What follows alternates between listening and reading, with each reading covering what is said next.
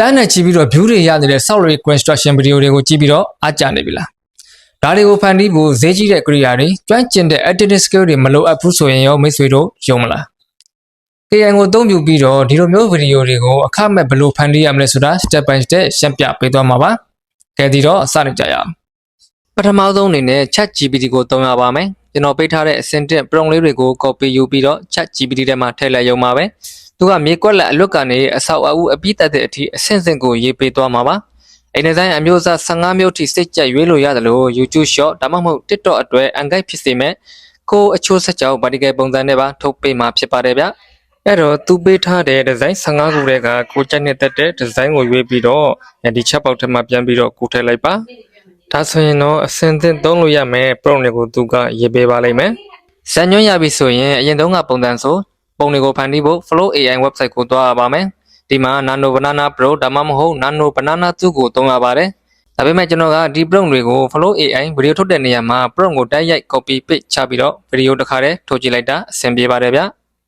အဲ့ဒီတော့ပုံတွေကိုထုတ်ရတာအတွက်အလုပ်မရှုပ်တော့ဘူးပေါ့သူ့ရဲ့ထူးခြားချက်ကကာတွန်းလိုမဟုတ်ပဲ quality ရှိတဲ့တကယ်လက်တွေ့ဆန်တဲ့အလုပ်သမားတွေစက်ရနရတွေပါဝင်တဲ့ပုံရိပ်တွေကိုအခမဲ့ထုတ်ပေးနိုင်တာပါဒါမှလည်းလူကြည့်များတဲ့ viral video တစ်ခုဖြစ်လာမှာပါကဲတော့ prompt တွေကိုဗီဒီယိုအဖြစ်ပြောင်းလဲဖို့အတွက် Google Flow က VEO model ကိုသုံးရပါမယ်အဲ့တော့ Chrome ကိုသွားပြီးတော့ Google Flow လို့ရိုက်ရှာပြီးတော့ကိုယ့်ရဲ့ Google account တစ်ခုနဲ့ login ဝင်ရပါမယ်ဒီလိုပေါ်လာပြီဆိုရင် new project ကိုနှိပ်ပြီးတော့ကိုကဗီဒီယိုထုတ်မှာဖြစ်တဲ့အတွက်ဗီဒီယိုဆိုတာကိုရွေးထားပါမယ်ဗီဒီယိုဆိုတဲ့နေရာမှာကျွန်တော်တို့ ingredient ကိုရွေးထားပါမယ်နော်ခုနကရထားတဲ့ prompt တွေကိုဆင့်ချင်းစီထည့်ပြီးတော့ animate လုပ်လိုက်ရုံပါပဲဒီနေရာမှာ YouTube အတွက်ထုတ်မှလား TikTok အတွက်ထုတ်မှလား ratio တွေရွေးလို့ရပါတယ်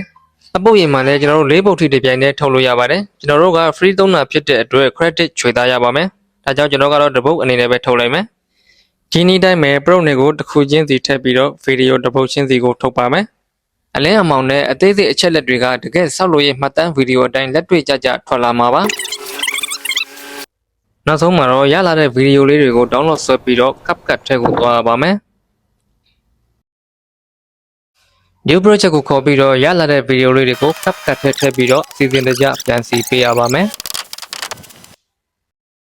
အလုပ်ရဲ့90%ကို AI ကအကုန်လုပ်ပေးထားတာဆိုတော့ကျွန်တော်တို့ဘက်ကလိုအပ်တဲ့နေရာလေးတွေစုံဆွဲတာမလိုအပ်တာလေးတွေကိုဖျက်ထုတ်တာလောက်ပဲလုပ်ပေးဖို့လိုပါတယ်။နောက်ဆုံးမှာတော့ဒီလိုဗီဒီယိုလေးရရှိလာပါပြီ။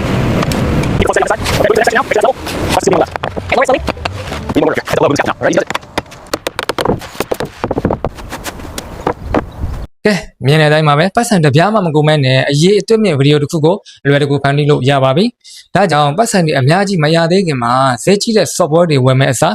ဒီလိုမျိုးအခမဲ့ရတဲ့ AI tools တွေကိုကျွမ်းကျင်အောင်အရင်သုံးကြည့်ဖို့တိုက်တွန်းချင်ပါတယ်။ဒီ tutorial လေးကိုကြက်တင်တက်တဲ့ဆိုရင် like နဲ့ share လုပ်ဖို့မမေ့နိုင်အောင်နော်။နောက်ထပ် AI နည်းပညာအသစ်တွေကိုလည်းဆက်ပြီးတော့သင်ပေးသွားအောင်မှာမို့စောင့်ကြည့်ပေးကြအောင်နော်။ကဲအားလုံးပဲအဆင်ပြေကြပါစေခင်ဗျာ။